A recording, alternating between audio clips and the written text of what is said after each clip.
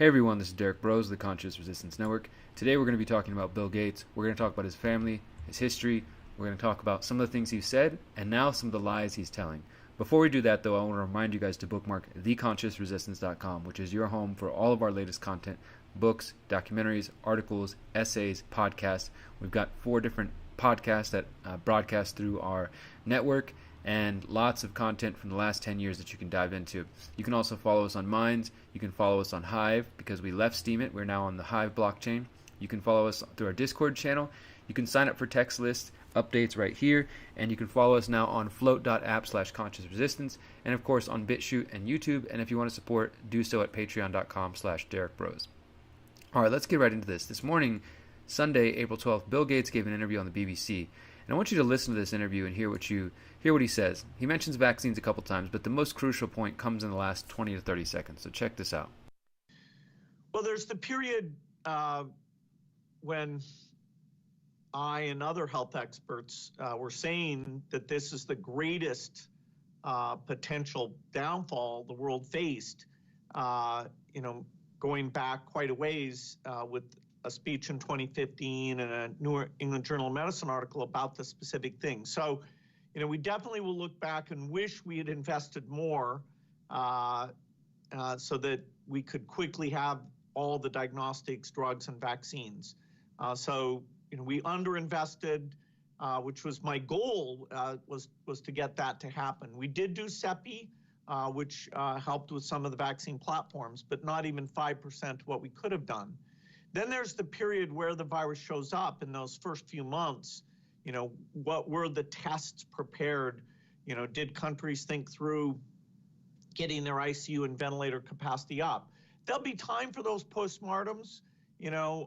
Very few countries are going to get an A grade for what that scrambling looked like. And now here we are. We didn't simulate this. We didn't practice. So both the health policies and economic policies, we find ourselves in uncharted territory. Let's just rewind that real quick and hear that again. We didn't simulate this. We didn't practice. So both we didn't practice. So both the We didn't simulate this. We didn't practice this. Now, everybody who's listening to this channel, even if you're new, I'm sure you've heard of Event 201, and you know that that is an outright lie. For those who are unaware, here we are at the Center for Health Security.org/Event 201, and let's just read a little bit about this. The Johns Hopkins Center for Health Security, in partnership with the World Economic Forum and, oh, look at this, the Bill and Melinda Gates Foundation, hosted Event 201, a high-level pandemic exercise on October 18, 2019. So Gates is on BBC this morning claiming, we didn't prepare, we're underfunded, I thought this was going to happen, but nobody listened to me, and we didn't simulate this, we didn't practice this. So, as he says, the health policies and economic policies, we find ourselves in uncharted territory. Guys, this is just like the 9/11 story, where the goal is to convince the public that the government was just kind of bumbling around and didn't know what was going to happen, and so nobody could have been prepared for this. Just like Condoleezza Rice after 9/11 said, I don't think anybody could have imagined this happening, meaning could imagine that planes could crash into buildings, even though they also, just like Event 201, simulated hijacked aircraft flying into planes, flying into buildings. So I covered this recently as well in one of our videos, and we showed this, that actually the World Economic Forum on March 13th came out openly and said, look, yeah, we ran a massive viral pandemic simulation. Here's what we learned, and they talk all about it. They can't, it's no longer a sort of hidden secret only in the conspiracy realm. But Bill Gates goes on TV this morning and says, we didn't simulate this, we didn't practice this. Of course, none of the journalists, the wannabe journalists, these fake broadcasters, will ever challenge him or question him and ask him about Event 201 and say, well, actually, didn't you simulate this, in fact, this exact thing? And so before we move on to a bigger point, we're going to look into a little bit of Bill Gates' history, and then we're going to connect this. This came out last month from The Nation, and they actually did a pretty good article. And this is mainstream, so I would say it goes even deeper than what they're willing to touch on here. But it says, Bill Gates' charity paradox.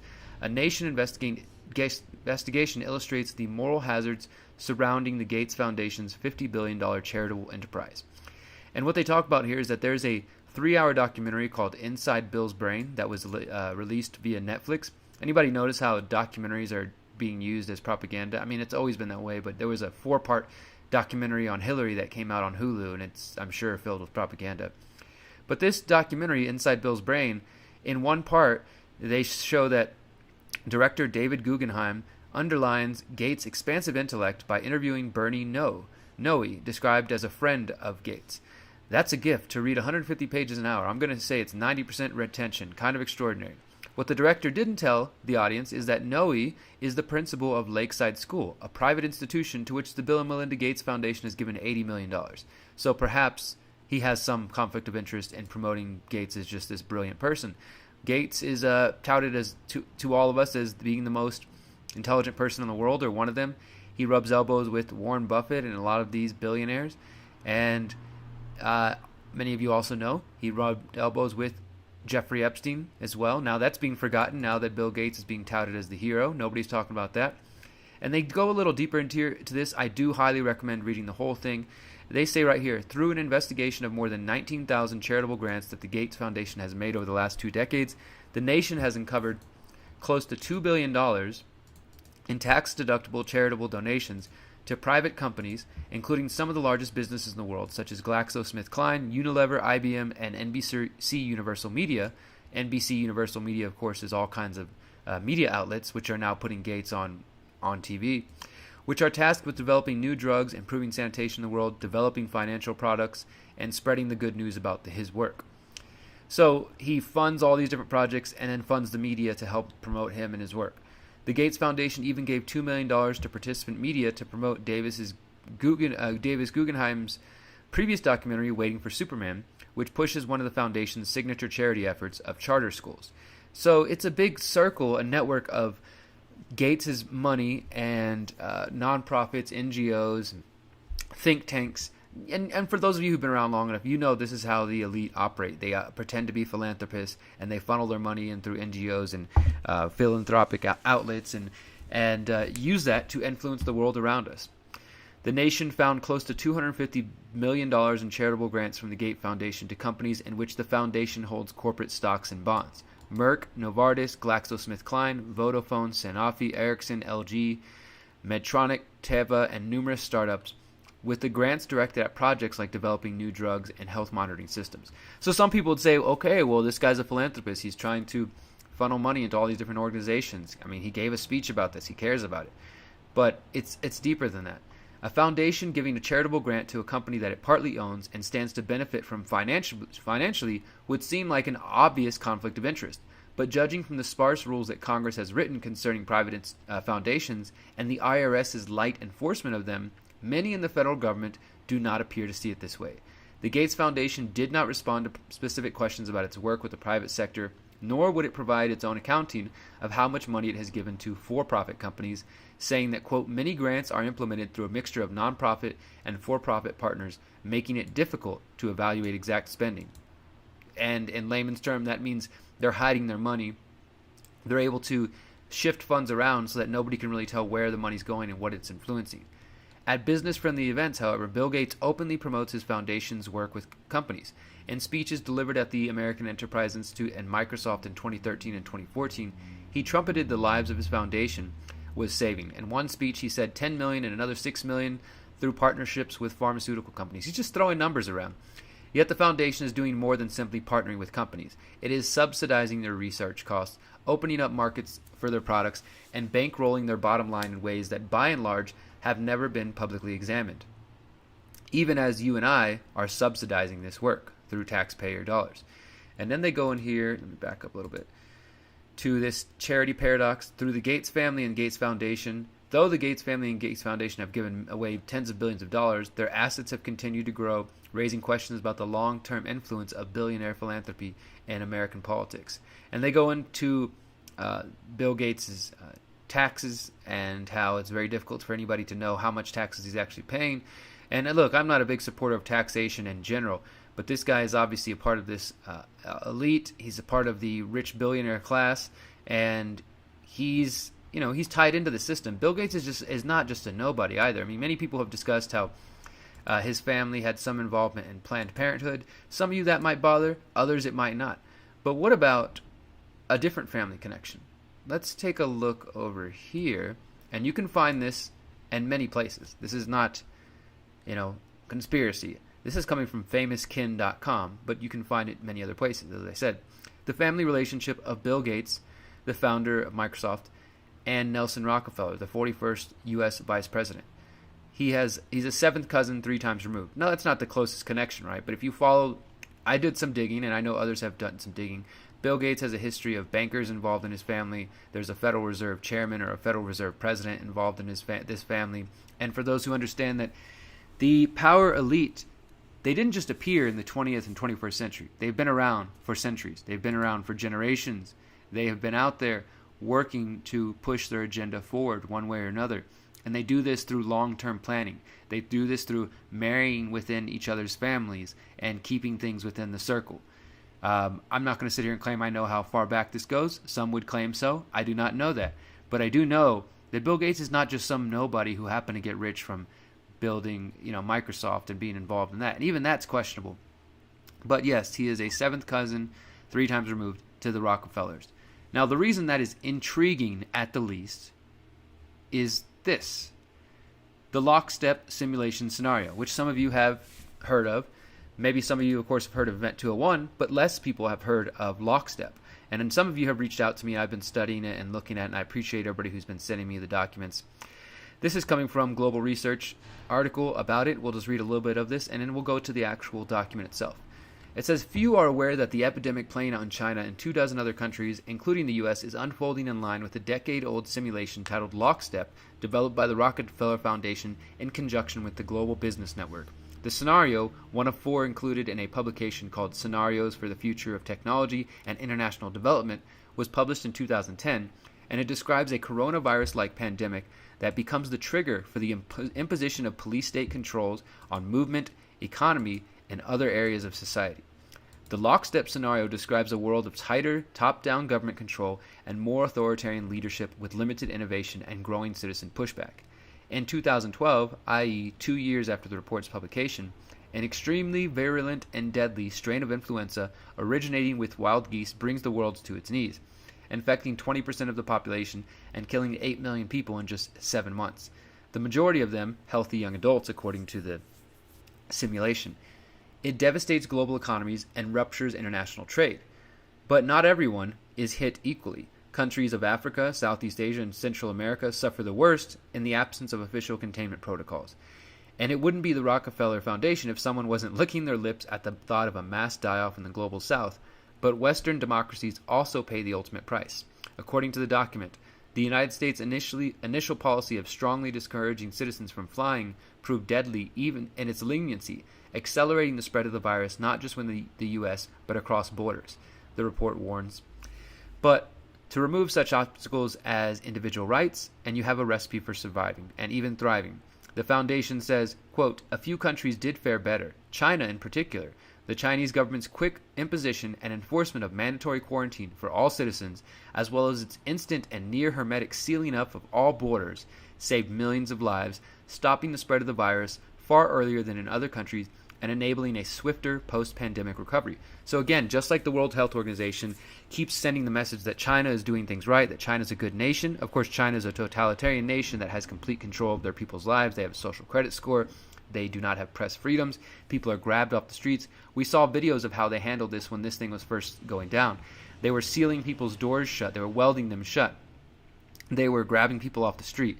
And it's very important to understand that that's the model that is being upheld. I do believe, as some have said, that we're witnessing the slow, deliberate destruction of the United States as the world superpower and the ramping up of putting China in that number one position. And not just China's economy, but China's surveillance measures, their tactics in general, are going to become the norm. And we're seeing that already. I mean, guys, I've been posting articles about the U.S. and UK considering immunity passports.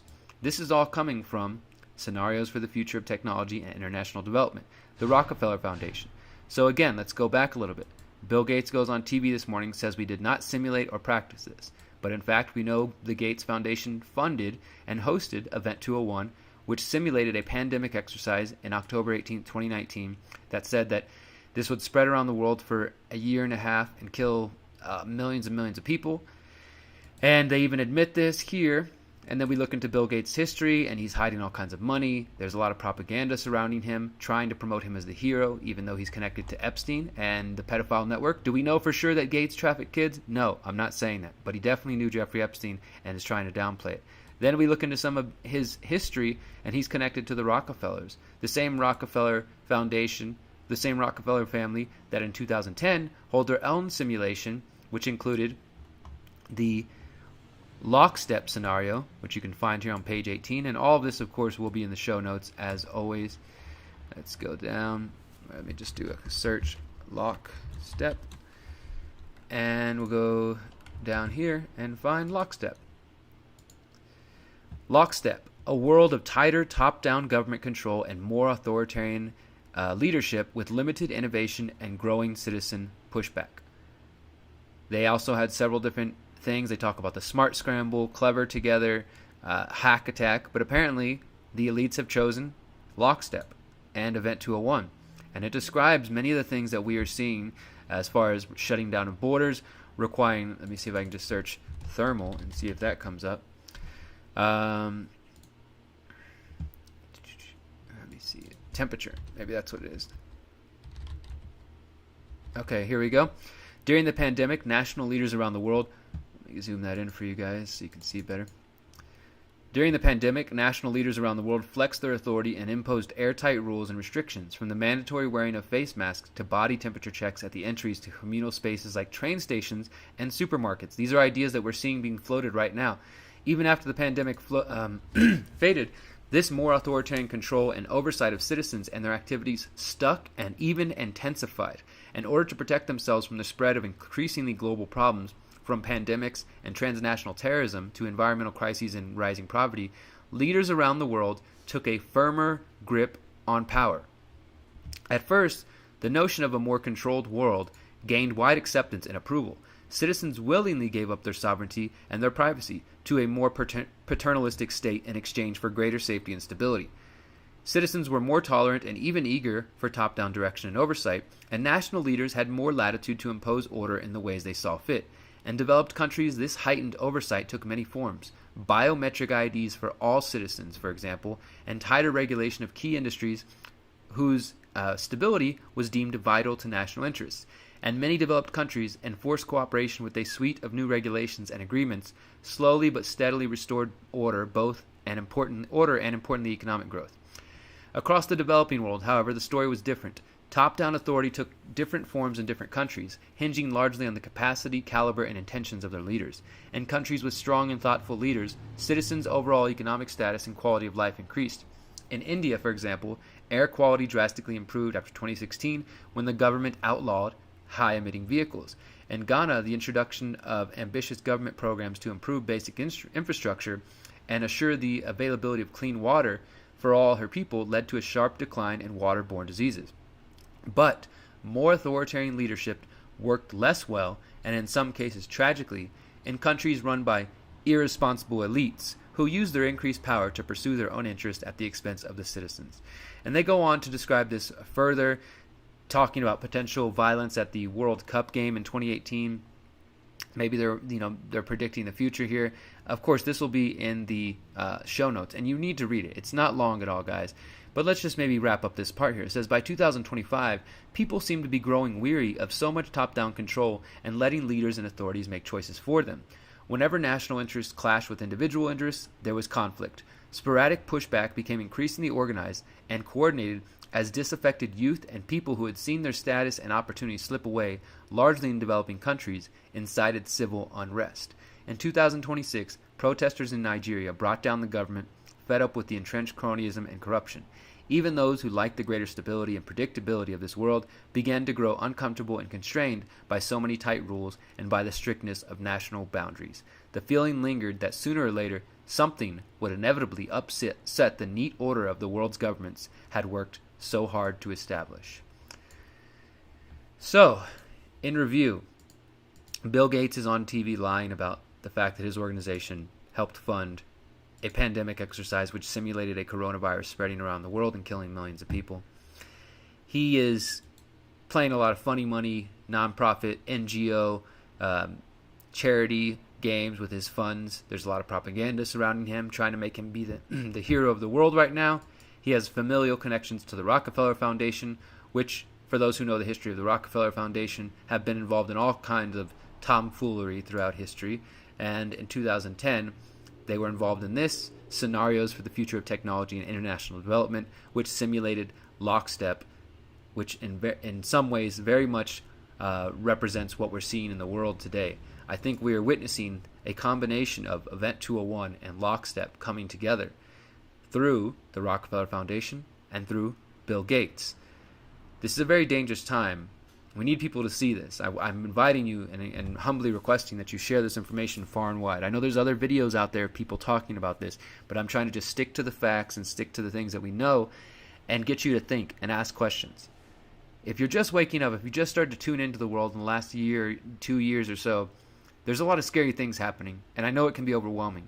But the only thing that's going to change the world is if we come together, if we have the strength, the courage, and the power within our own heart and mind to push past the people who call you crazy, push past the people who call you conspiracy theorists, push back past the fear of losing friends and family who might think you're delusional, and instead do what you know is right, and that is to question the system that is being built all around us right now. It has been happening since the days of 9/11 and even in the days before 9/11, but it's increasingly happening right now. It's happening in front of our faces. The technocracy is being built, and the technocrats, Bill Gates, Bezos, Zuckerberg, Rockefeller, the people I wrote about in my book, How to Opt Out of the Technocratic State, are being propped up as the heroes when they are in fact involved in the creation of this. I don't know if that means they let loose this virus, or if perhaps they knew something was going to come, or even if they had no idea, but they're simply taking advantage of it. It sure would be some hell of a coincidence that they funded these exercises and things like this just happen to happen. But for the moment, we don't have that smoking gun that proves they released it or they were aware of it. But we do know they're taking advantage of it. And that should be enough to scare the crap out of you, because the consideration of immunity passports, immunity cards, biometrics, mandatory vaccinations, these things are happening right now, friends. And if we don't push back in some way, we are doomed. Thank you guys so much for listening. Remember that we can do this. We have to push past the fear and claim our true power and recognize we have everything we need within our own hearts. Until next time, you are powerful, you are beautiful, and you are free. Peace.